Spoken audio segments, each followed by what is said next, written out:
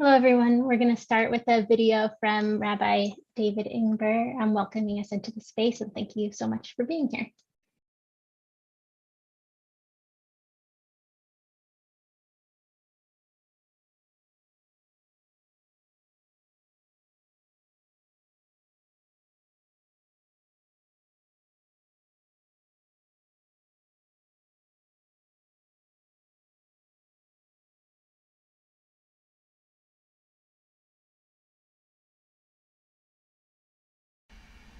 Dear friends, I'm so sorry that I couldn't be with you tonight as we begin this important event, but I just wanted to share a couple of words with you as a way of giving bracha and also kavanah, both blessing and intention, before this important gathering.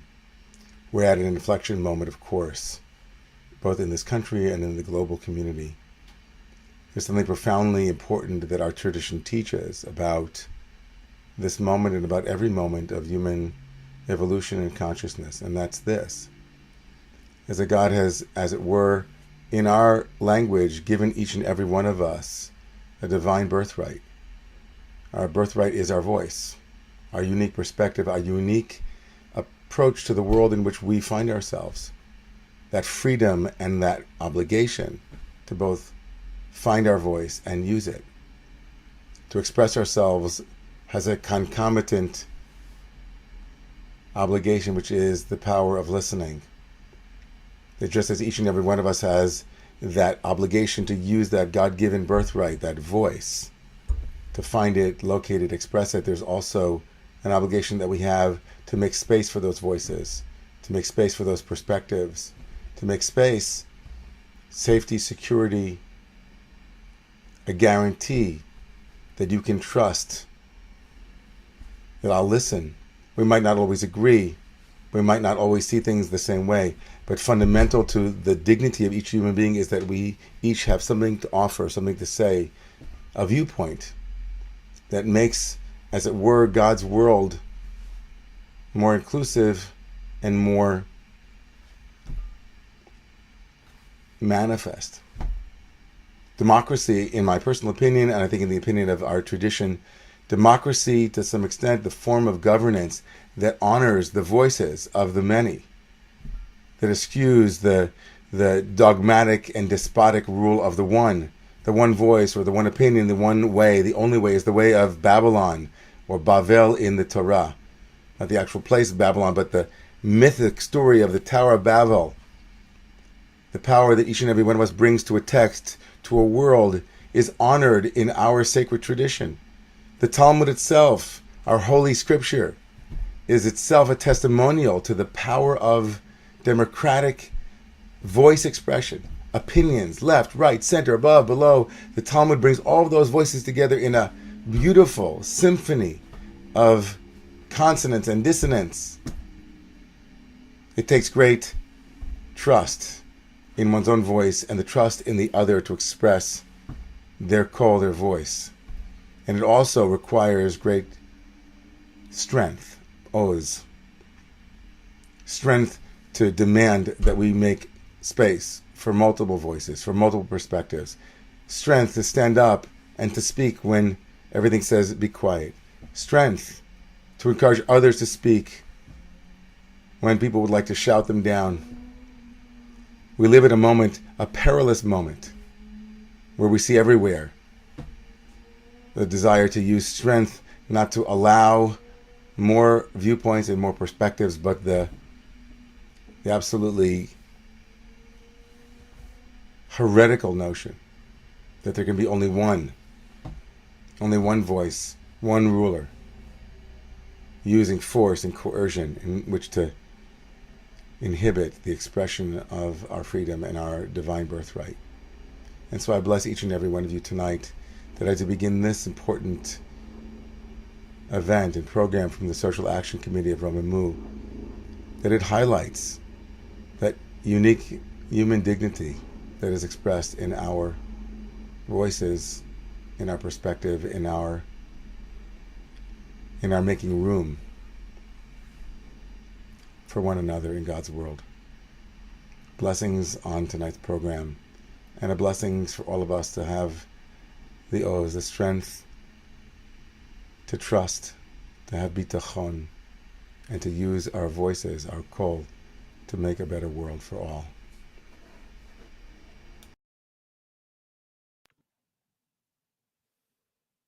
Amen. So thrilled to see everybody here tonight. And we have such deep gratitude for Rabbi David's welcoming, grounding, and blessing us this evening with voice, trust, and strength. Kol betach ve'oz. Tonight we will indeed be blessed with the incredible music of Keith Torgan and Barbara Siesel, and with the compelling and powerful documentary work of Jeri Wachter and Joseph C. Stillman. A curated portion of their important and timely documentary in progress was provided to you by email in advance of tonight's panel and will be available to you through tomorrow evening. It's in your registration confirmation email. First, I'd like to give you an overview of Jeri and Joe and Barbara and Keith's history together and how we all came to be presenting this important work to you tonight. Barbara and Keith and Jeri and Joe met on July 4th, as luck would have it, at a teeny tiny parade upstate in Gilbertsville, New York. Joe was taking photos, of course, and Jeri and Joe actually began their interviews for the film in Gilbertsville and showed the work in progress film for the first time in town there. Keith and Barbara saw the film and were so moved by it that they brought it to Romemu Social Action. We were immediately struck by its depth, its breadth, its vision, its timeliness, its relevance. It aligns with Romemu Social Action's values of finding common ground, awakening trust, awakening our voices, and hearing from and caring about all people with courageous compassion, with chesed, with tzedek. So we are so delighted to bring them all here together to and in and with our community. Let's all take a deep breath together. It's so wonderful to be in the room. And I will now introduce the fabulous Barbara and Keith, who will open for us with a beautiful song. Barbara is a flutist, educator, producer, entrepreneur, and co-founder of the award-winning Green Golly project Curriculive, an organization established to introduce children to classical music through live interdisciplinary performances and meaningful education. She has served as flute professor and director of woodwinds and contemporary ensemble at the New World School of the Arts in Miami and Colby College in Maine, as well as lecturer on entrepreneurship at the Juilliard School, NYU, and flute festivals throughout the world. She's a pioneering artist and producer, co-founder of ACT, Art, Culture, and Technology, co-founder and artistic director of the Storm King Music Festival, presenting composers at the intersection of new music and new technology, and the founding editor of the Flute View online magazine. Her books and CDs have won Parents' Choice Awards and Family Choice Awards, and she appears as a flute soloist throughout Europe, throughout the world, and throughout the United States. Keith is a singer, a songwriter, a composer, a guitarist, an actor, an author, a teacher. What isn't Keith?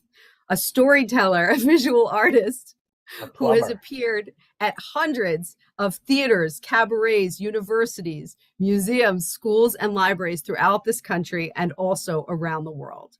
He has composed scores for The Tempest and Ring Round the Moon at Williamstown Theater Festival.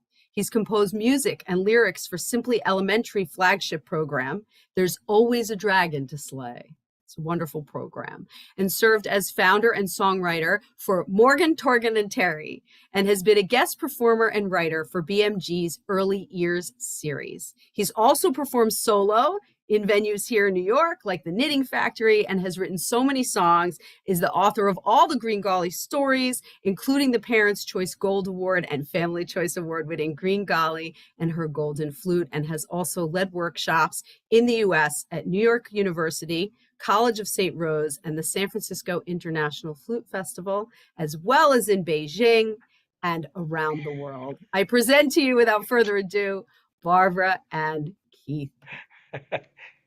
Thank you, Laura. Thank you, Lauren. Wow. Wow, I'm impressed. Wow.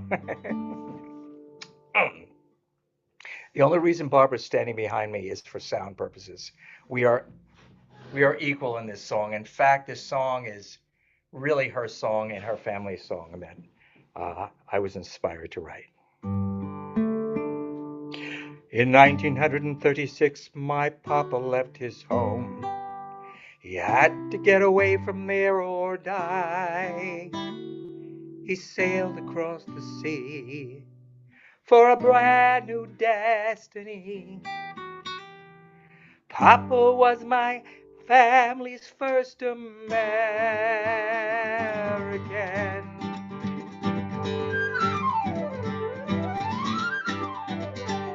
America, America, that's where he had to be. America, America, he shared its grace with me. For I am what he came here for, and I am what became of Papa's journey to this blessed land. In 1939, my mama left her home. She had to get away from there or die. She sailed across the sea with no friends, no family. She arrived alone, she was so alone, but still alive. America, America, that's where she had to be. America, America, she shared its grace with me. For I am what she came here for, and I am what became of Mama's journey to this blessed land. I hope that what I am today does honor to the dream. I hope that what I'm doing makes them proud. I hope I haven't stopped upon the hard times and the tears. I hope that what I'm singing is their song. This land was never perfect, but it was built upon an ideal of freedom and respect for all who show up on its shores.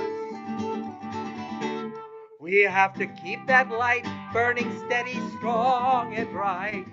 We're a haven for the suffering ones who need a home. America, America, that's where we want to be. America, America, let's share it gracefully.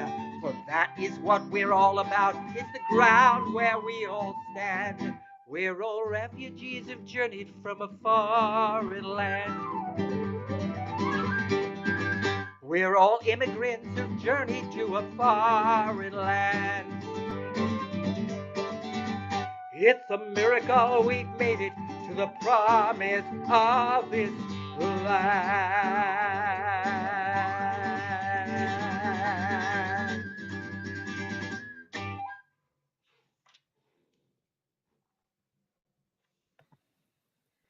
Woo! Yes. Thank you, Keith and Barbara. What an opener. Beautiful. I would now like to segue into introducing us to our illustrious filmmakers who will be speaking to this evening about their documentary in progress, Something in the Water. Joseph C. Stillman is an award-winning filmmaker focused on human rights and social justice issues. He has spent 46 years producing, directing, shooting, writing, and editing motion pictures and documentary films. His recent works include the internationally acclaimed feature documentary, Citizen Clark, A Life of Principle, and From Mills River to Babylon and Back, The Jimmy Massey Story. An Emmy-winning, Oscar-nominated, and Best Documentary film producer and director, his projects have been seen around the globe. And Jeri Wachter is a filmmaker, consultant, and speaker, utilizing research, communication, and advocacy to educate and engage us, the public, and to drive positive social change. Her works in progress include Rural Matters, Poverty in the Other America, addressing the impact of social and economic inequity in 3 counties in upstate New York. She co-founded the Workplace Equity Project, a worldwide initiative in scholarly publishing, and William Andrew Publishing, a leading applied science publisher in fields such as materials, energy, and ecology. I am so pleased and honored to welcome Jeri and Joe. Thank you. So it's my honor to begin by asking you, what motivated you to make this film? Well, first, I'd like to say that we're honored to be here, Lauren, and thank you to you and Barbara and Keith and Rabbi Mira and Rabbi David for inviting us to join you at the Social Action Committee at Romemu. Our values, I think our values for this film and much of our work are perfectly aligned with what it is that you are trying to promote in your work. Raising voices, celebrating our diversity, building trust. And that trust goes beyond just what we hear, but also how we represent people when they're not in the same room. So yeah, with that in mind, you know, our country right now, it seems like the whole world is on fire again, but within our own domain, not too long ago, we were, you know, living amidst an incredible crisis between the COVID pandemic and the shutdown across the country. And within our own small community, the isolation that people were experiencing and the surrounding crises and uncertainty that we were all experiencing really kind of drove a stake into the social atmosphere of our small town here in Gilbertsville, New York. And it was very concerning to us. And so we thought, if it's happening here, it might be happening in other places in the country as well. So we started the process here in Gilbertsville and then took it on the road. But most importantly, it was to raise American voices. I felt, and I think Joe did as well, that so much of what we were hearing about each other was based on news reports, what the media was telling us about how we were thinking, telling us how divided we were. And we just wanted to hear from the American people ourselves. So that was sort of the fundamentals of what launched this. Absolutely. I completely understand where that is coming from. And so I'm wondering, you know, this is in many, many cities with many, many people across the country. And I wonder, I'm sure many of us wonder, what was this process like for you on the road in the making of this film? Well, it involved a lot of travel. We drove 16,500 miles through 30 states in 50 days. And in order to cover that kind of ground, we would have to typically get up at 3 or 4 o'clock in the morning, drive until noontime, meet a group of people, start shooting at, say, 1 o'clock in the afternoon, finish at 9 o'clock at night. And then sometimes we'd spend the night, then other times we'd drive another 3 or 4 hours to get to the next location. But I think in the course of the 50 days, there were only 4 days that we drove all day long. Otherwise, we were shooting and driving every day. Typically, we would speak with people for at least an hour. Sometimes it'd be 4 people we talked to. Sometimes it'd be a dozen or 14. It would depend really on the city, the location, and a schedule that was constantly being revised as we went. Sometimes we didn't even know if the people that we're going to talk to would actually be there until we got there. We broke up the trip into 3 legs, and we first went to the southern states. Then on our second trip, we headed up the East Coast and visited the major cities. And on the last leg, we headed west, and that was the longest leg of this entire trip, because it's kind of hard to hit the middle of America, come back and head back out again. So we traveled through all the Midwestern states and then down from Washington State all the way down through California and then back across through the Southwest until we came home again. So we interviewed people in only 30 of our states, but we covered a pretty good scope of the geography in the country and regions where people live. So, which was, intentional. We were trying to get as diverse a group of voices as possible to speak with us. And depending, of course, on where people come from, what their, living experiences, where they've moved to, what their family histories are, it all impacts and kind of directs their thinking, to some degree. So it was important for us to try to not only seek out diversity and in terms of what we look like and where we came from specifically, but also in thinking, and reaching outside of our own circle as much as we could. So we wouldn't always hear the same news over and over again. And so it was a real learning process for us. We learned about people, but we also learned a lot about ourselves in the process, finding some of ourselves in each person that we met, finding wonderful surprises as we went along the road. It was an intense schedule. I mean, sort of as Joe is pointing out, and we couldn't have accomplished it if it weren't for individuals and organizations all over the country that helped us produce kind of literally on the fly, because this was a very impulsive act. We kind of woke up one morning and said, I think we need to do this. And today's the day. So off we, I was going to ask you something, but I have another thing to ask you first, which is because of what you said, which is, what did you learn about yourselves during the process of making this film? That's just something that comes to me because of what you said about this sort of intense and somewhat impromptu process. I think, a few things for me, but something I discovered is how enmeshed my own family's history is in this country from my mother's side. And when we met with certain Native American communities, for example, some of the things they were talking about, I had recalled from my own childhood, stories that I had heard, and the connections that we made over those types of stories are pretty tremendous. And also learning how much we didn't know. We did as much research as we could about different topics that we wanted to talk about, and hitting the road with that in mind, some scholarly knowledge, I guess.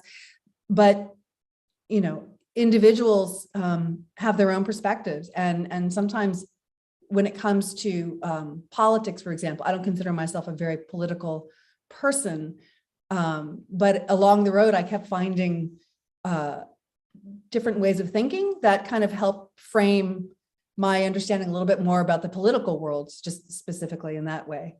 Well,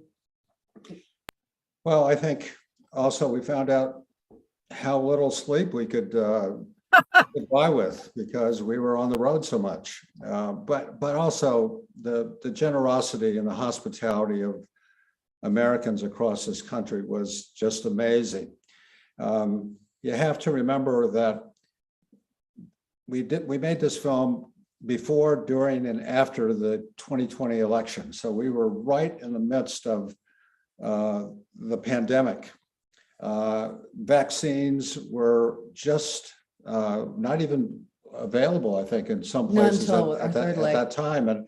And so here you have two New Yorkers traveling across the country into places where people had every right to be very suspicious of us. And it was interesting because as we got into this, people began to realize that we were very concerned about them, about telling their story and about understanding what their perspectives were. And once this guard was sort of let down and they began to trust us, we heard some amazing stories that we feel reflect really the true character of this country and are in this film. So it was a discovery process for us along the way that ultimately turned into what this film is about.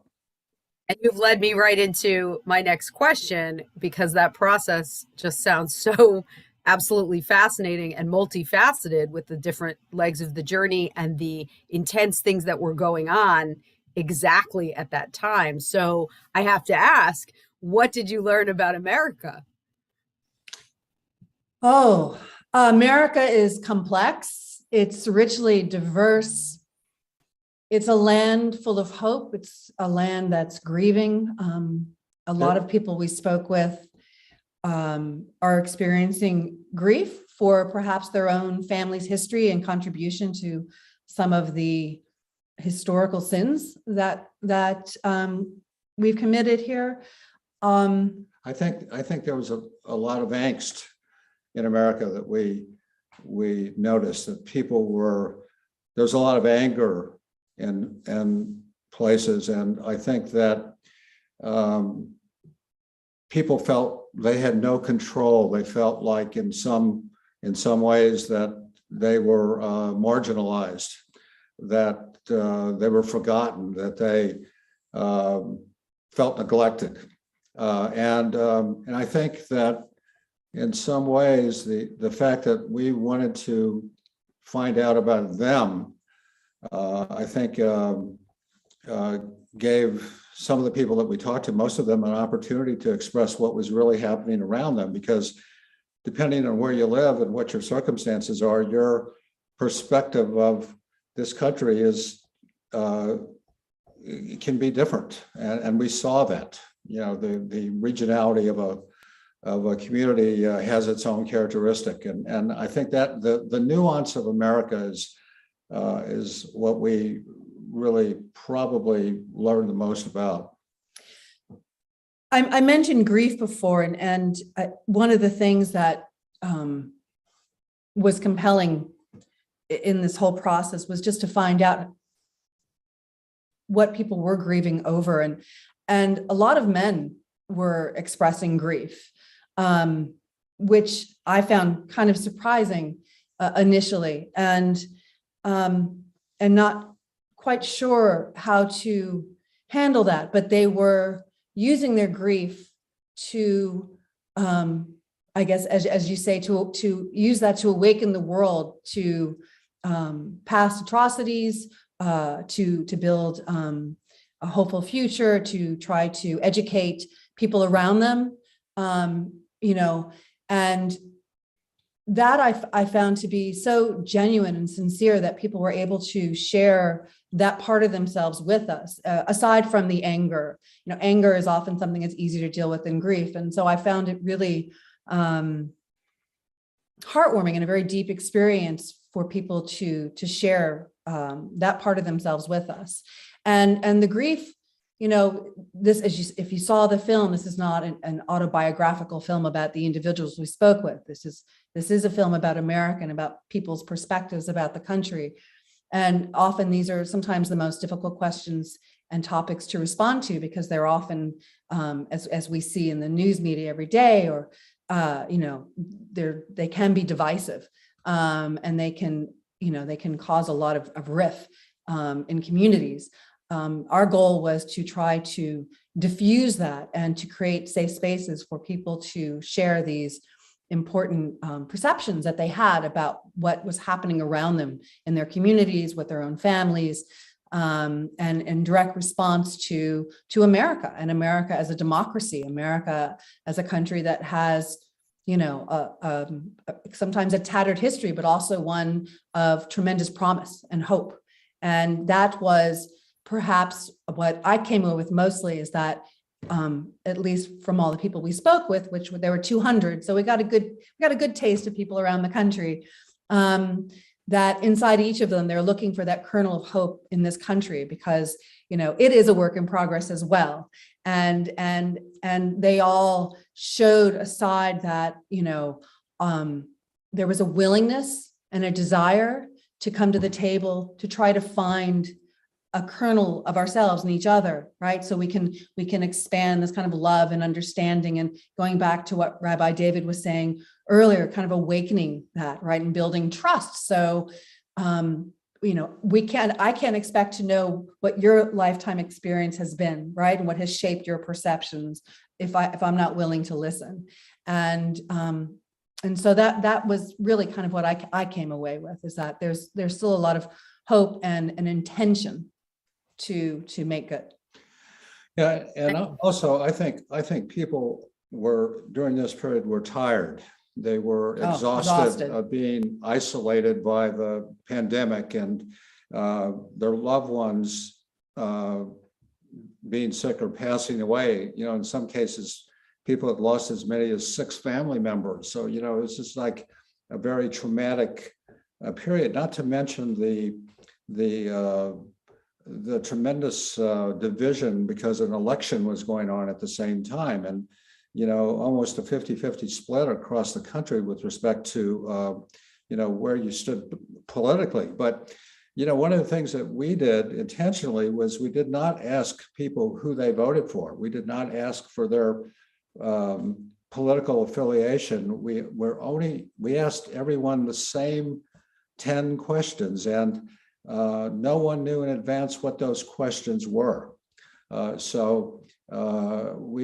one thing that we prefaced every interview with was, unless you tell us how you really feel, what we're doing will have no value because we won't have a true understanding of what is on your mind. And so I think once we laid that out, everyone, there's a trust thing that we had to get through in 10 minutes or so, but then everyone, I think, for the most part, realized, these people are really interested in what we have to say, and this is our opportunity. And so it was I hope, reflected in the film that we've made, that these were true, honest, genuine, perspectives of what America was to these individuals at that time.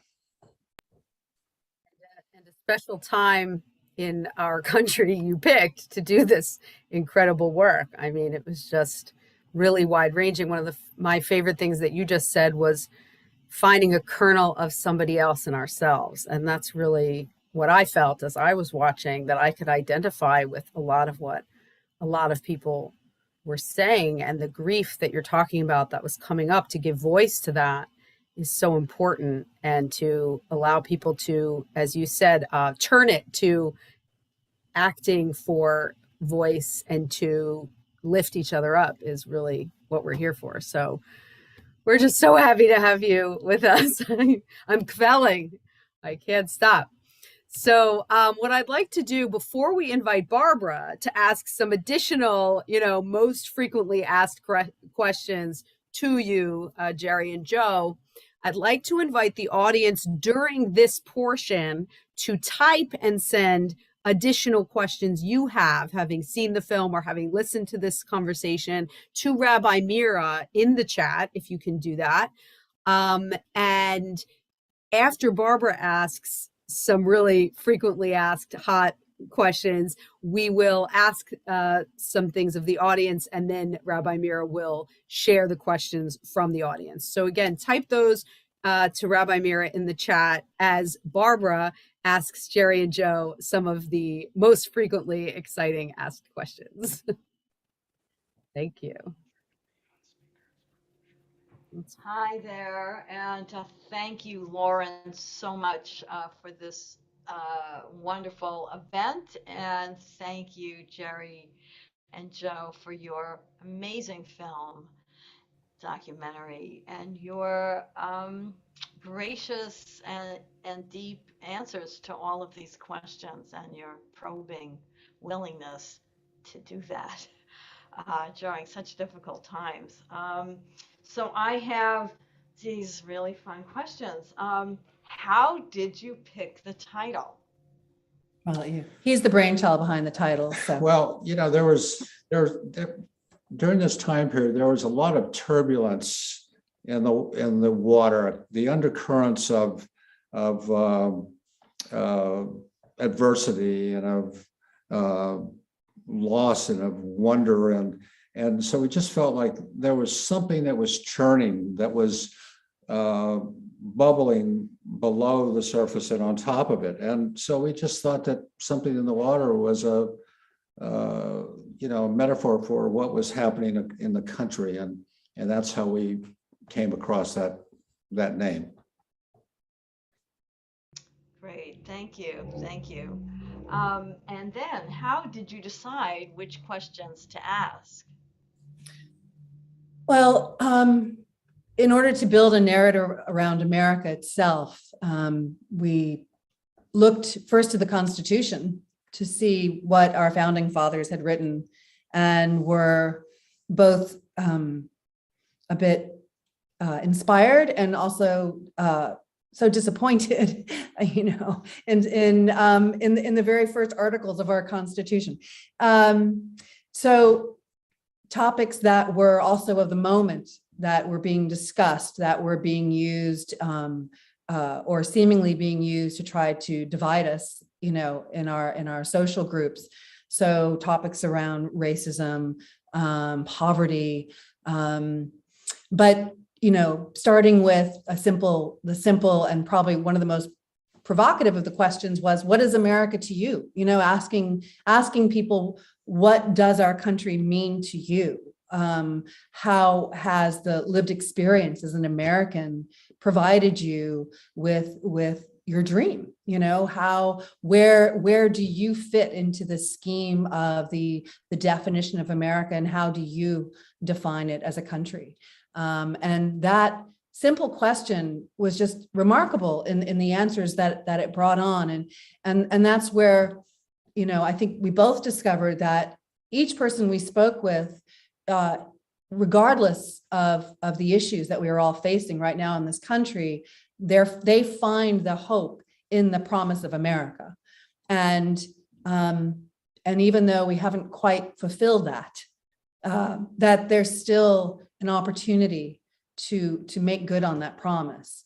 So it was about drawing people's ideas and perceptions and experiences around America itself.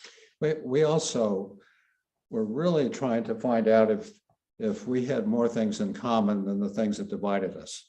That was really the goal, to find out if you hear this tremendous diversity of ideas and political leanings one way or another and all these things, but when it really boils down to it, I think pretty much everyone wants the same thing. They want a good job, a house to live in, clean water. They want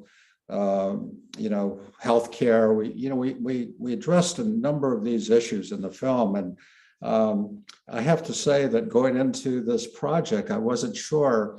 In fact, we took a neutral position in this. I've always been very politically involved and always had a strong point of view, but in this particular project, we thought, we're going to let the testimony of 200 Americans tell this story, and we're not going to put our slant on it. So it was important to have the people that we were speaking to understand that we were not trying to ambush them or set them up or frame them in a way that was not true to what they felt. And we try to have a respectful treatment of them and what they had to say. And, it was very surprising to us sometimes, some of the things that they said, but that was really the way that we approached each one of the people we spoke to. Fascinating, thank you. That's amazing. Okay, so what were your biggest challenges? Because I can imagine there were lots of challenges. There were a few, yeah. Well, identifying individuals to speak with, was one, because we were kind of producing this on the fly and going to places we'd never been before.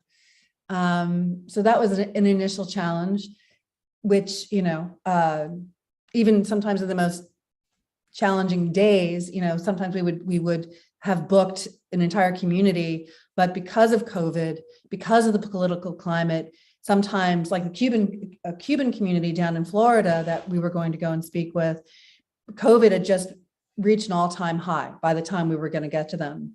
And so at the last minute, they just nixed it on us, and it was very understandable. There was a lot of fear out there. So we were always wrestling with people's fear, not so much necessarily just about us and whether or not they could trust us, but the atmosphere overall. COVID, depending on the community you went to visit, in so many of the Hispanic communities that we tried to visit, we met resistance because of COVID often. Relatives. Even the ones that should be simple, relatives. Other challenges, people, we all walk into a room and you judge books by their cover. And so sometimes when people were meeting us for the first time at the moment we were going to begin the interview, and it was very private. We didn't do this in a group setting because we were also trying to maintain the COVID safety measures as much as possible. And one of the beauties of filmmaking is that you can do things from a distance, and there's a zoom lens. It works really well. And we were fortunate enough, you would think one of the biggest challenges would be trying to find locations, but it seemed to, even if it was down to the last moment, as we're pulling into the town, a location would appear, because we would need a large space again to try to maintain safety during COVID. But certain people, even though they would come forth to speak with us, it would take, I think, Joe kind of mentioned this, 10 minutes or so to warm them up. But some people really were incredibly fearful about telling us their ideas, telling us their perceptions, what they thought about the current climate in the country, what they thought about politics or how COVID was being handled, or, some of the other topics that we addressed. And, the election. The election, that was a hot topic everywhere we went, the election. And, I came away with, I think we really need to put politics to bed because it just causes a lot of riff between people that just seems so unnecessary sometimes.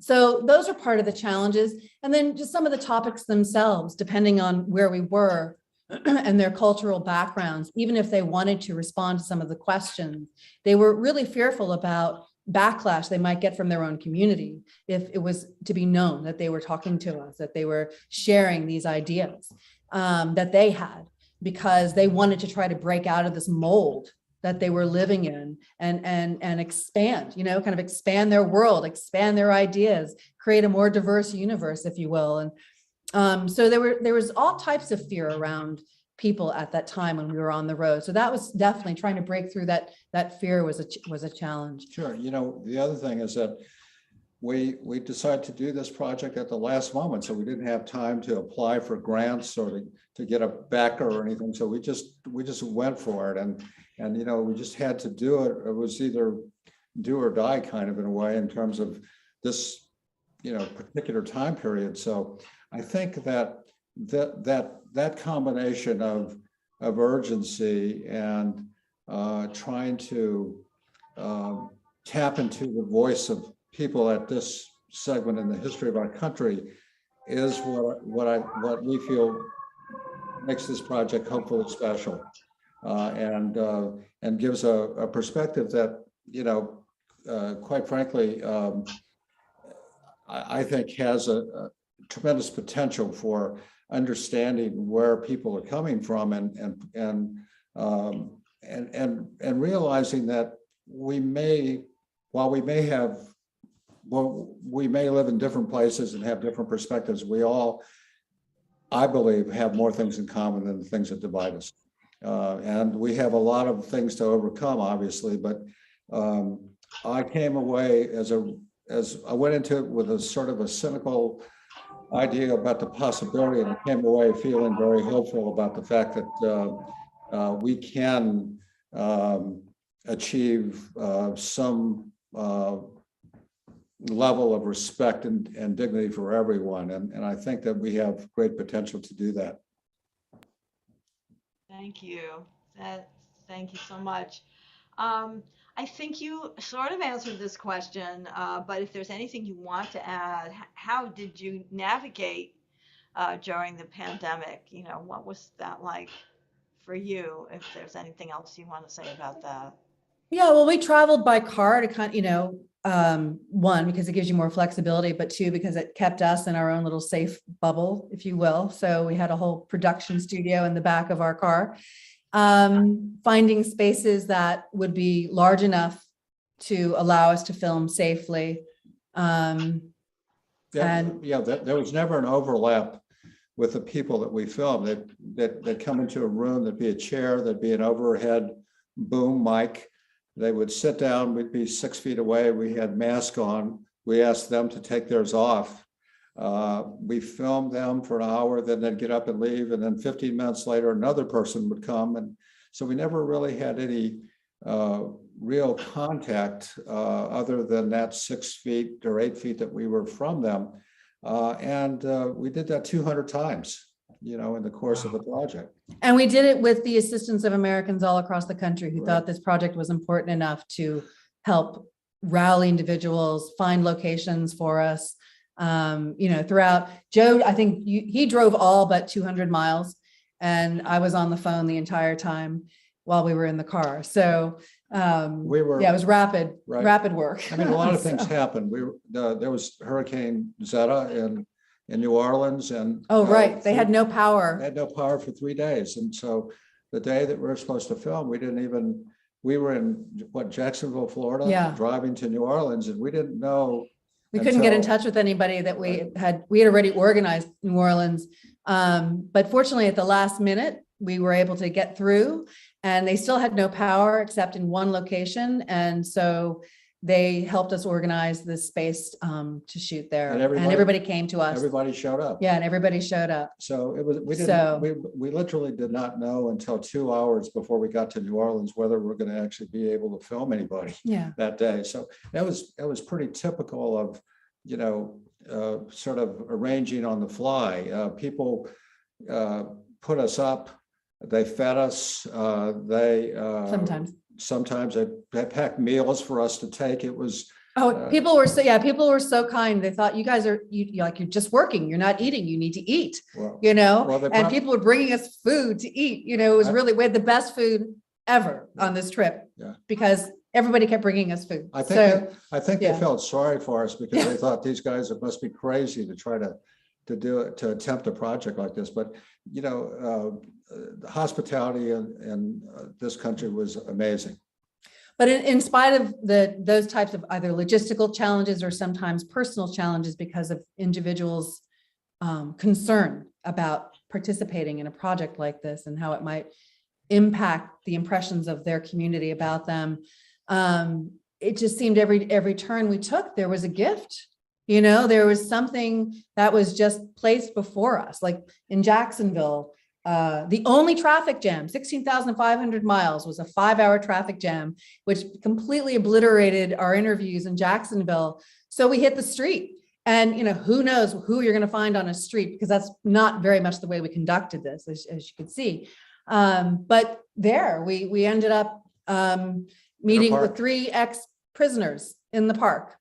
And and one of them came up and said, "I don't know that you want to hang out with us," right? They warned us, and we were both, "It's okay, we can," they gave us some pretty fascinating interviews, and they had incredibly different perspectives about the world and their own politics and what had happened in their lives and what was happening around them at that time.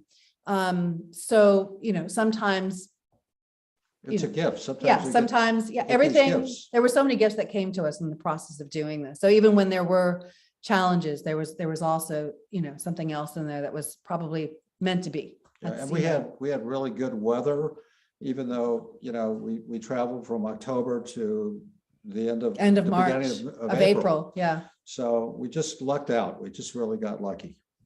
It was meant to be. You were blessed the whole way. We were all the way. That's fantastic. So, so what surprised you during the process?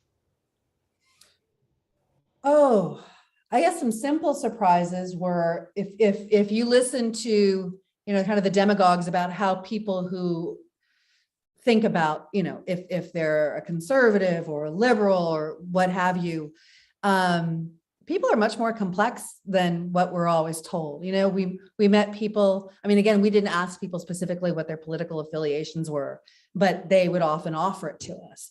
And, you know, the whole concept around climate change, right? What is the dogma around climate change? You know, it's the conservatives don't care about climate change. It's a liberal topic only. We're the only ones that care about it. Well, we met a number of staunch conservatives, very surprisingly, who were also diehard climate activists in their lives, and were using their skill sets, you know, like brilliant mathematicians who were using what they had as tools to build evidence, right, for the case. This is one example. Other surprises, well, you know, I'll put it out there. When I think of people, Black people, I would think, oh, they must be more liberal, right? They're Democrats. Don't Democrats usually think that, right? Isn't that what we hear all the time? We met plenty of very conservative, you know, Black Americans, for example. What was, you know? You know, when it came to topics like racism, as an example, when we were in the middle of Iowa, some of the people that we talked to, you know, they weren't the number of people of color were very few, so they don't experience the same kind of things that we do in different parts of the country, you know, so they don't understand these issues that we're wrestling with the same way. Yeah, and but you know, again, I think that what we had to do is dispose of our own preconceived ideas about what we thought people were, and just were open to what they told us, because, you know, it was a very fascinating and incredibly wonderful experience. But you know, I think that America is a big, huge, diverse, complex country, and I don't think that you can say one thing about that pertains to everything. It's so varied, and I think this trip really proved that to me anyway. And you know, I felt incredibly naive, but I also discovered that not everybody views America as a democracy. You know, so in the midst of these conversations that we're trying to have, right, about democracy and keeping it alive, right, and robust. A good number of people don't see a democracy. They see this as a republic. They see, you know, and that is a very different mindset. Yeah. We spoke to libertarians and socialists and Republicans and Democrats and independents. We talked to the real socialists. Bernie is not a socialist, I will say. There are true staunch socialists. You know, they're union organizers, people that are really out there for the workers in this country, on a level that I've never seen before until we had these conversations. So, yeah. And we spoke to, you know, I think the youngest person we spoke to was 18, and the eldest was about 92. In fact, that person that was 92 was one of the first people to be on Everest, as a matter of fact, Mount Everest. But you know, it was a really incredible group of people that we happened to have talked to. I want to see that interview. That sounds really wild about Everest. Wow, Barbara and Keith, thank you for asking those very pointed and important questions. And Jeri and Joe, thank you for really telling us about the behind the scenes process of all of this. So now, everybody, Jeri and Joe have a question for us before Rabbi Mira gets to your questions in the chat. So Jeri and Joe are going to ask us a question. And what I'd like you to do, you'll see directions in the chat. If you go to your reactions, you can press raise hand, and that helps our moderator, the beautiful and wonderful Anna, see that your hand is raised to answer just the question that Jeri and Joe are asking. If you cannot do that, you can wave wildly, and hopefully Anna will find you. So Jeri and Joe, ask us your question. I would like to know if there was anything in the film that surprised you as part of the narrative, any particular individual, something that was touched upon that you might not have thought about before. Just how did it make you feel? Sure, and go ahead. Hi. See, Shauna. Hi. Hi, Spotlight. Shauna. Hi. Hi. I wrote this down, but I was really surprised by the intelligence of the people you interviewed. Seriously, I was very affected during that whole time about the polarization and seeing what was happening in America. And I was, just mortified at what I was seeing and how unhinged people were.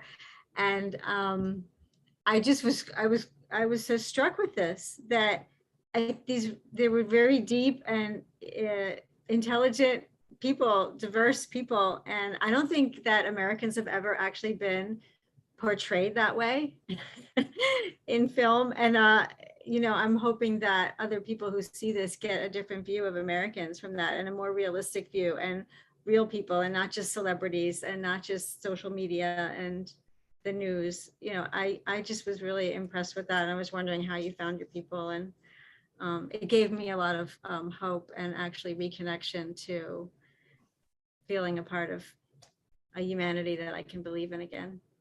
Well, thanks for pointing that out. I appreciate that response. And to that point about Americans being intelligent, one of the things that drove me to do this project is I got so tired of people calling each other stupid. That narrative. And I mean, who is any one person to call another person an idiot? Based on what, right? What do we have? So I'm glad you found that in this film, very much so. And Americans are smart people. It's a good thing. How did you find them though? Like that was. Well, there wasn't really one way that we did it. We have Right. friends all across the country, but there are also groups of We'd find organizations in different states and different cities that we're planning on traveling to. We would read newspaper articles about interesting people. We would, we started with people we knew, because that's always the first best place to start. But then we had to break out of that mold really quickly, unless we wanted to hear the same thing over and over again, Yeah. Now, let me clarify that, because when Jeri said we started with people we knew, we only knew 12 of the people out of the 200 that we interviewed. So it wasn't the people that we knew that we talked to, but it was those people that helped us find people in their areas. So that was kind of the way that we did it. And sometimes, there's a very important interview that we did with the chief of the Turtle Mountain Band of Choctaw. Yeah. Choctaw. I think he opened the film, Right. Jamie. And We spoke about. And we didn't even know that we were going to have that interview till this was in North Dakota. We had filmed in Fargo, and we were heading to Red Lodge, Montana, right? And we had tried to make contact a couple of days earlier, and halfway in between, we get a call saying the chief would talk to us. So we had to make this 300-mile detour to go there. But it was things like that really happened along the way that made it special for us. And certainly that was a wonderful interview that we were just fortunate enough to have. We have time for two more folks to say something that surprised them about the film, and then we'll be getting to your questions that you submitted in the chat. I see Libby. Hi. Hi, Libby.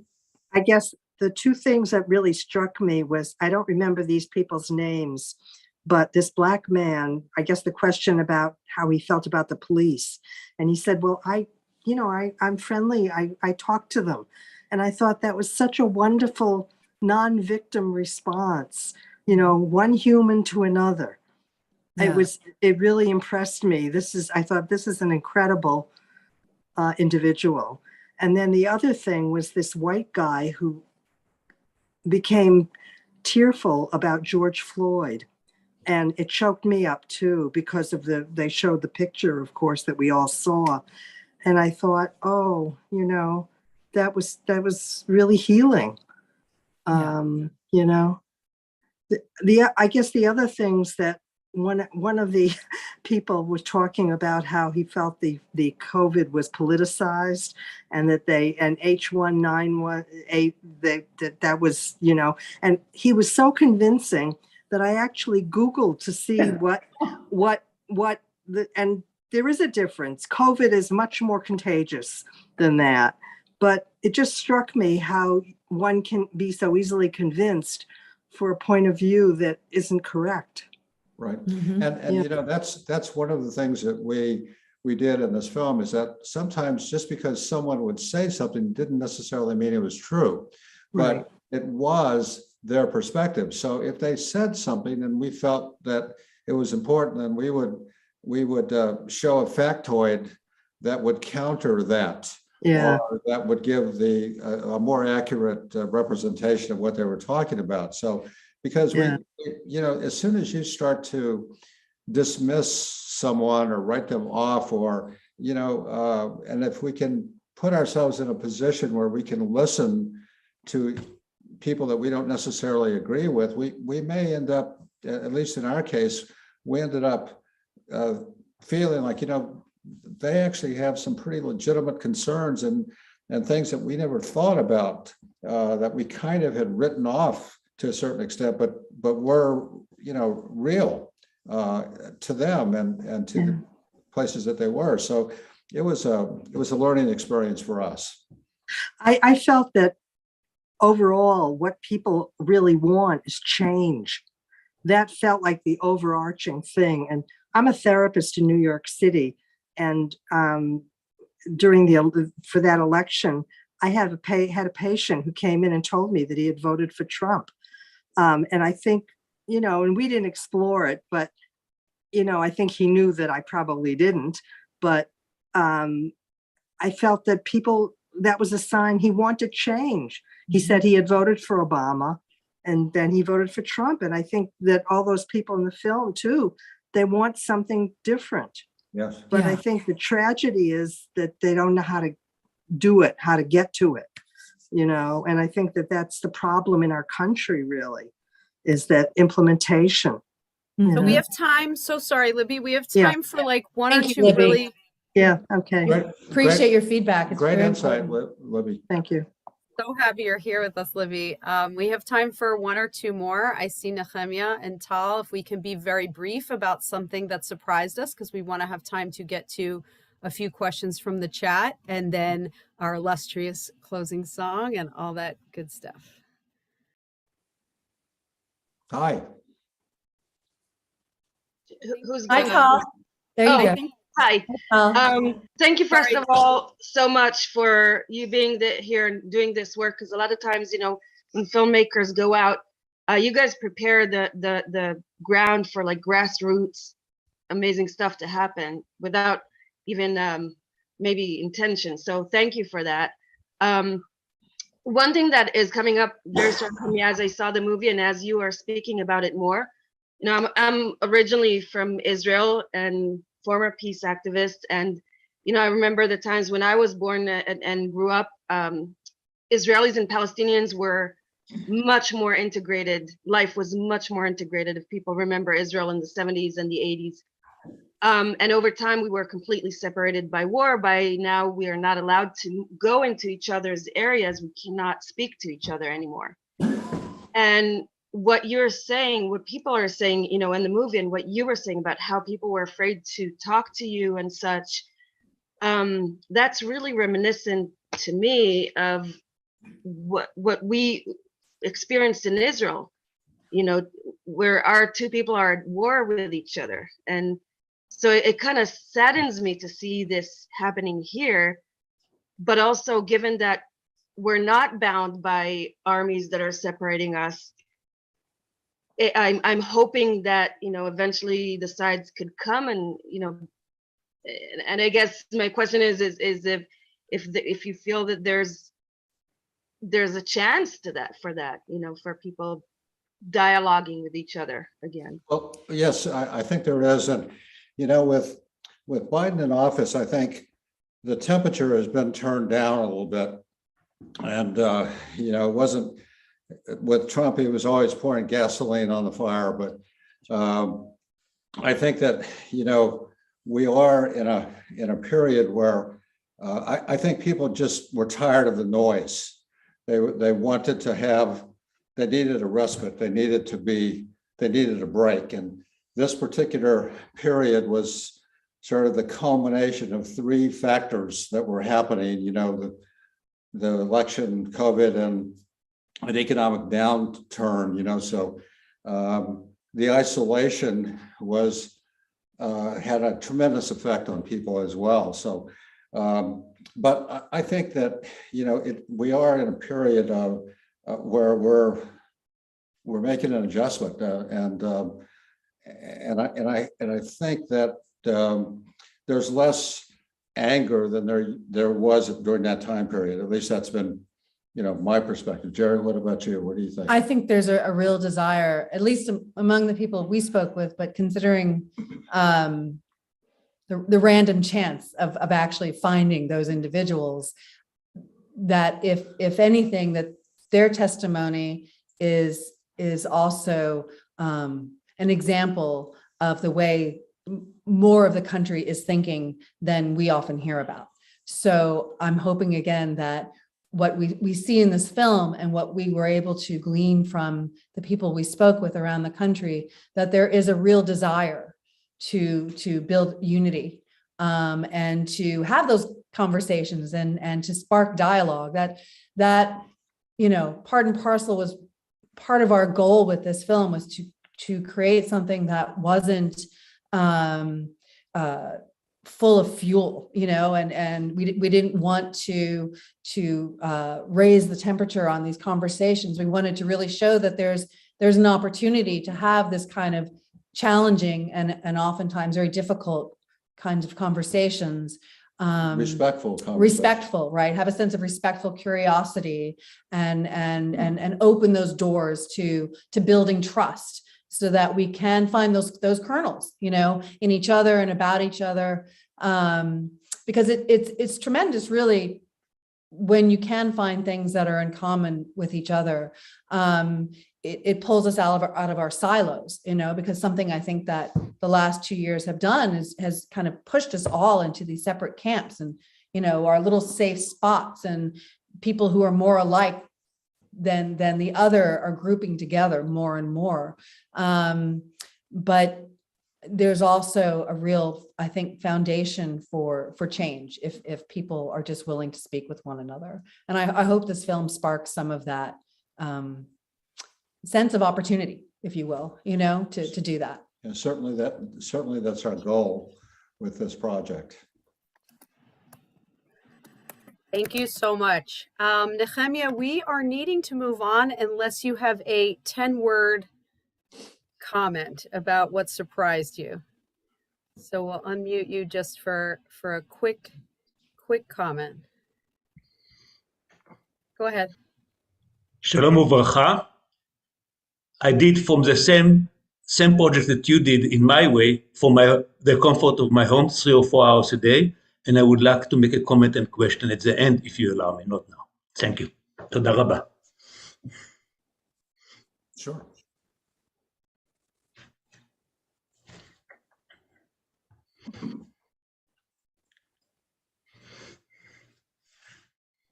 Can't hear you, Lauren. Now is the time. There we go. If only we could do that in life. So now is the time to hear from you all, your wonderful questions. I am so privileged and honored and thankful and loving and in awe and continuous wonder of Rabbi Mira, who is blessing us with her presence here tonight, and will ask Jeri and Joe some of your questions that you submitted in the chat. Good evening, everyone. So I'm very struck by the frequency of our interest in the tachlis, like in the practicality of the work that you did. how many people, how did you find the people? And, I feel like this group is a research-oriented group. We want to know the numbers. So how many people, how did you choose the numbers? Where you wanted to go? Well, we actually spoke to 200 people. We wanted to go In 30 states. Right, in 30 states over 50 days, over 16,500 miles that we drove. In 4 major regions of the country. Right, 4 major regions, but we also didn't want to go any place other than where they would take us. We didn't have a specific destination in mind. We only wanted to be open to where they chose to lead us. And we asked everybody the same 10 questions, and no one knew in advance what those questions were going to be. And we did that intentionally so that the answers that they would give would be spontaneous and would reflect a little bit more accurately, we thought, or we theorized, how people really felt. And it seemed to work. Jeri, what do you? Yeah, it's interesting. It's a very research-oriented group. So my background is in scientific publishing. So research is kind of my wheelhouse. But part of the goal with this was not to pursue the experts.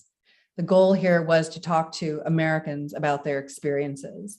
And because, what somebody's lived experience can be very different from what the data says.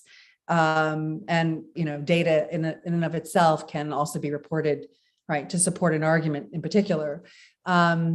So we strayed away from speaking to experts specifically. We wanted to talk to Americans. So we didn't talk to any one person because they were a political scientist or a doctor, but sometimes in the scope of our conversation, we might discover that they had a certain expertise in an area, or that, and because of that, their responses to some of our questions might be a little more detailed, or they might bring a higher level understanding to it because of that. Yeah, for instance, if you're a healthcare worker, your perspective on COVID might be a little bit more insightful than someone else, because they may be dealing with that on a day-to-day basis.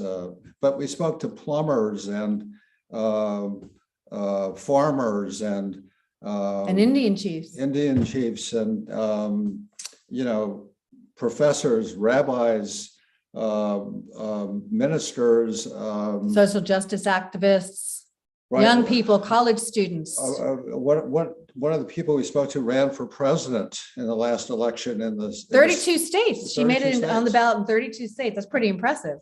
So it was a huge variety of individuals that we spoke to, of all ages, from, like we said, 18 to 93, I think was. Some turned out to be politicians as well, or former politicians, head of NAACP.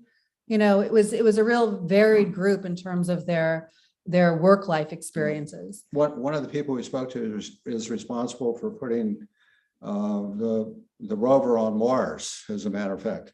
But so we had such a variety of individuals that, it was amazing, and it was all through just happenstance. It wasn't an intention to find anyone specific. They just turned out that way.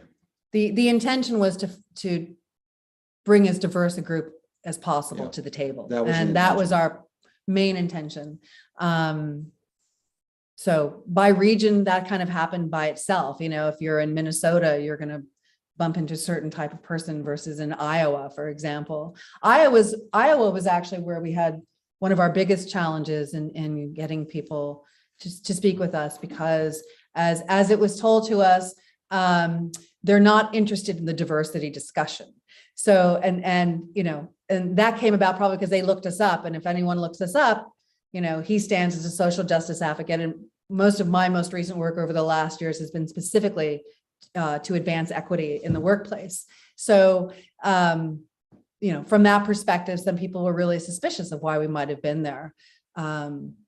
but yeah, so those are the, I guess, the numbers and the places. And we covered a good number of states in the South. We covered a good number of states on the East Coast, going through the Midwest, down the West Coast, back through the Southwest. Texas, Texas is a big state, on the first leg of our trip, we were on the east side of Texas, and on the last leg of our trip, we were on the west side of Texas. So even just from that perspective, we had a varied kinds of conversations. When you're in El Paso versus Houston, it's a world apart, even though they're in the same state. So yeah, I mean, is there anything specific that you're interested in? The data points, or the Joe likes to call them factoids, but the anecdotal information that we kind of supplied to kind of support some of these conversations you were listening to in the film were researched. I mean, so we didn't offer just based on opinion. That was researched. Yeah, and actually, we worked from a narrative that was laid out by the people that we spoke to. We didn't create it. They're the ones that sort of guided us into the directions that we ultimately ended up going. But so we were very much, what you saw was very reflective of their intention with how they felt, and our intention on being sure that we were as true and as real to their sentiments as possible. Thank you, Jeri and Joseph. Very much like one of my teachers at NYU when I was there for film, Jim Brown, the documentarian Jim Brown, said, let the story reveal itself to you.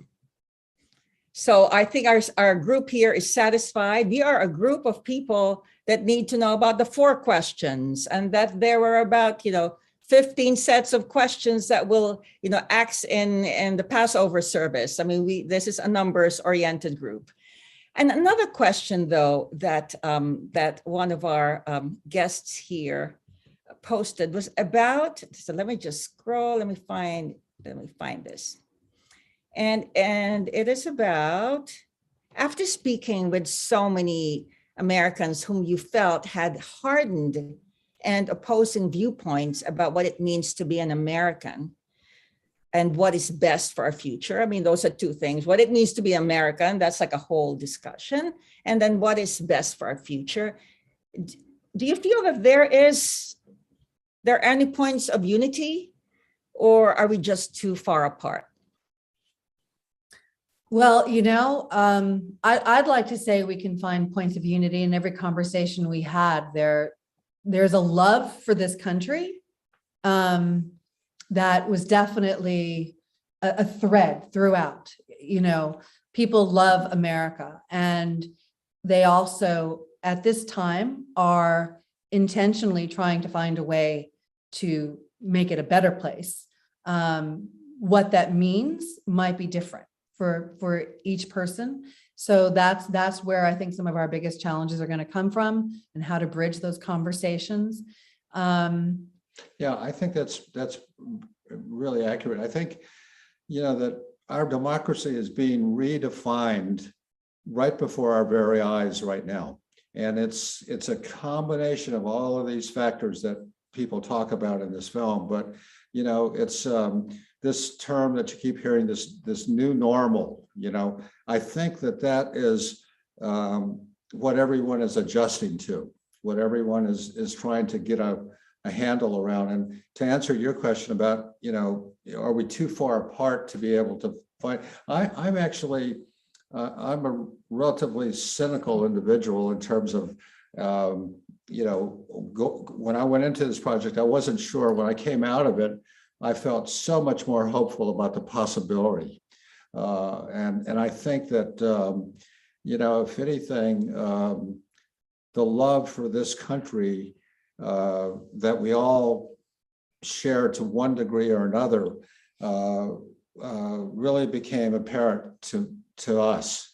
And even though they have different forms of or degrees of that, But I think that is a thread, that is a commonality that binds us together, regardless of what our differences are. The one thing is we're all Americans or some variation of it. And so I think that will sustain us in the long run, I hope. And if possible, to build a desire in each person to want to find meaning in another human being, right? You know, what is it that what is their value? What are they bringing to the table as well? Because we all have a gift that we can offer. And I think there's seldom an opportunity for everybody to, you know, give their offerings, if you will.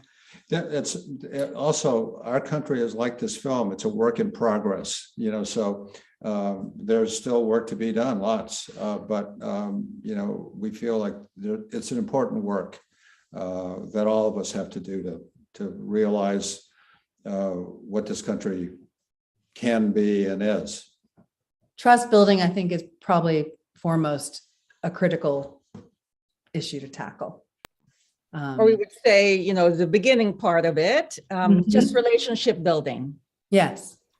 Before we even get to the trust, relationship building, putting ourselves in proximity with others that we would normally not do. Very good point. We have time for one our more. Poet, yes, and from our poet, Sharon Dolan. She asks, do you think you would do a sequel to the film? Oh, well, that would be an exciting opportunity to do a sequel to this film. Certainly, the temperature has changed in the country. There is a higher level of awareness around a lot of the issues that bubbled and erupted through this whole time frame that aren't going to go back. So, you know, yeah, it might be. We actually have a lot of material. There's, you know, we spoke to 200 people for an hour each. So we still, you know, we have enough material perhaps to make a series out of this, but the intention was to do a documentary. It would be nice to see how the country might improve upon itself in the near future.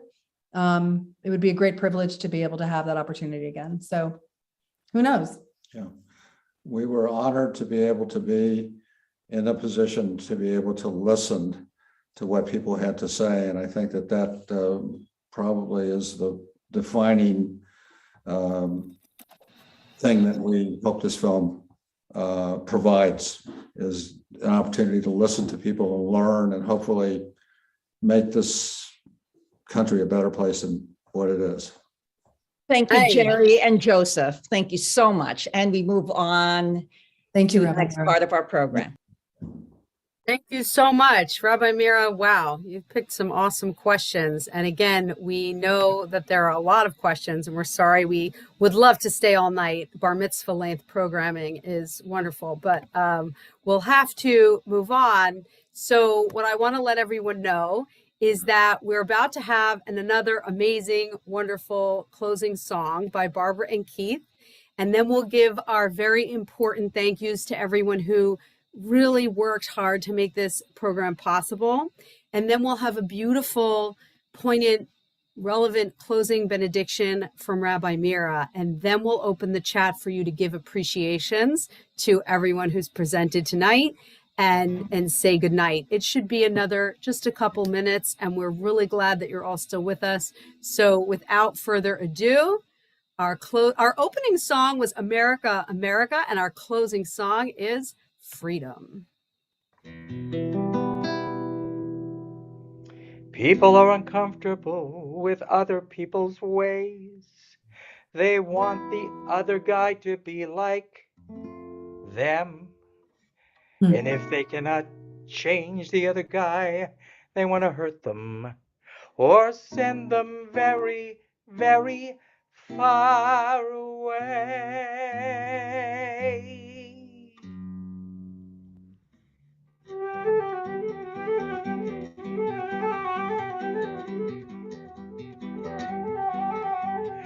What do you do when you want to be yourself? What do you do? Do you hide? Do you make believe you're happy and you don't really count? Do you wear a pretty face and live a lie? Lie, lie, lie, lie, lie, lie, lie, lie, lie, lie, lie, lie. You stand for freedom, you stand for life, you stand for doing what is right and never backing down, living an ideal and doing what you feel your elders taught you when they fought the fight. I've always been uncomfortable with stepping out of line. I've wanted someone else to lead the way. It's not that I don't care, it's just that I don't have the courage to step up to the podium and say, I stand for freedom, I stand for life, I stand for doing what is right and never backing down, living an ideal and doing what I feel my elders taught me when they fought the fight. There are people in the world who stand for freedom. There are people in the world who stand for light. There are people in the world who have the courage to step into the fray and lead the fight. It's not that they're smarter or better. It's not that they know what to do. It's just that they're willing to weather the same storm that's brewing in me and you. So if you are uncomfortable with trouble in the world and you would like to see it go away, find it in yourself to do the thing that you believe in. Step up to the podium and say, you stand for freedom, you stand for life, you stand for doing what is right and never backing down, living your ideal and doing what you feel your heroes taught you when they fought the fight.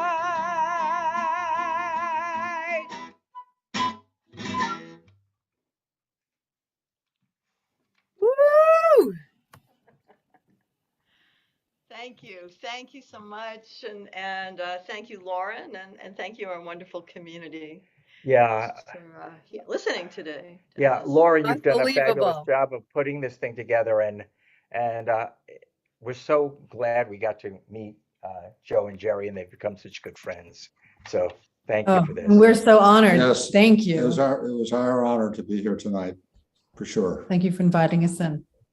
We're all just like ear to ear smiles. So we can't end our wonderful program without thanking everybody, our rabbis, our wonderful panelists, our incredible musicians, our fabulous tech team, our really on point office team, and of course, our supporters. Tonight's Something in the Water panel discussion was made possible through the generous sponsorship of Jeri Pell in honor of her blossoming, transitioning, wonderful daughter, Ash Pell.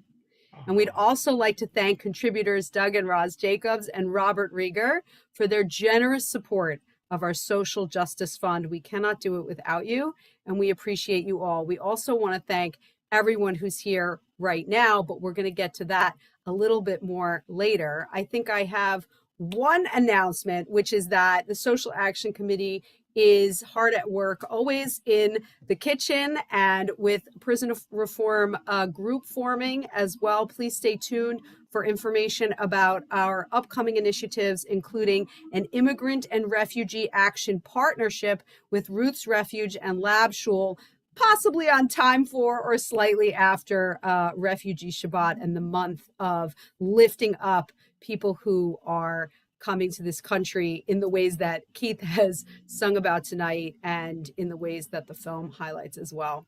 So without further ado, we'd love to have Rabbi Mira bring us all together in closing with our benediction. Thank you so much. In closing, keeping in our hearts what is happening in the country of Ukraine, and thinking about how that which has happened in so many ways was nudged by the change in our own country, was inflamed from our own country, from within us, And then it sort of just caught other splinters and other flints that have been in different other countries. I'd like to take part of a prayer that was created for Ukraine, bringing in the language also of Spanish in honor of those people who had some difficulty, right? Maybe opening their homes or allowing themselves to be filmed by you, and all of these different barriers that we have, language and color and the kind of car we have or how we are seen on the internet. So this prayer from the Masorti movement, from my colleagues in Masorti Olami. We pray to you now, O Eternal One, God, divine presence, presence divine of all spirits of flesh, to use your infinite power to end these acts of bloodshed and terror. En español, te rogamos ahora, el Eterno, Dios de los espíritus de toda carne, que uses tu poder infinito para oponer a estos actos de derramamiento de sangre y terror. Spread peace across the earth and bring joy to all inhabitants so that the words of the prophets can be fulfilled. Esparce la paz por toda la tierra y trae alegría a todos sus habitantes para que se cumplan las palabras de las profetas so that the words of the prophets may be fulfilled. The warrior's bow will be broken and peace will be promised to all peoples. From the prophet Zechariah, el arco del guerrero será quebrado y la paz será prometida a todos los pueblos. The Holy One, the eternal divine presence, will judge the nations and arbitrate between many countries. Dios el Eterno juzgará entre las naciones y arbitrará entre muchos países. They will beat their swords into plowshares and their spears into pruning hooks. Convertirán sus espadas en rejas de arado y sus lanzas en podaderas. Nation shall not lift up sword against nation, neither shall they learn war no more. And let us say amen. No alzará espada nación contra otra, ni se ejercitarán más para la guerra. Y decimos, venomar, amén.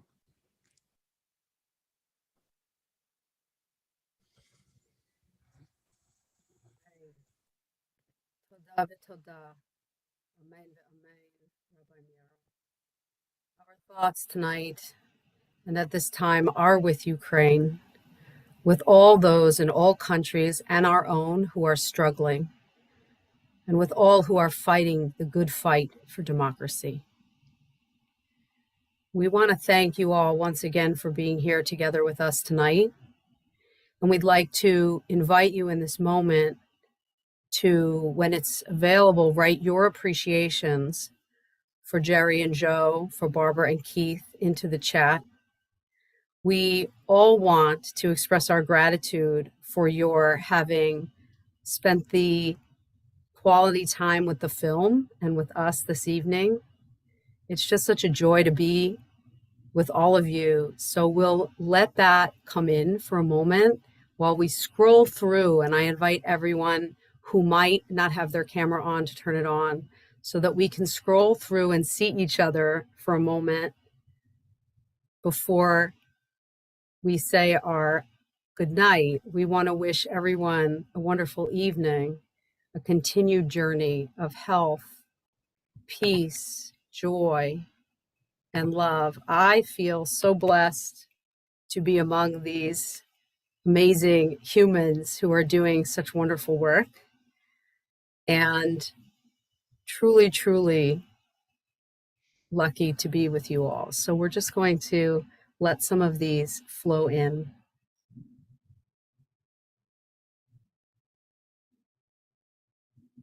Thank you, everybody.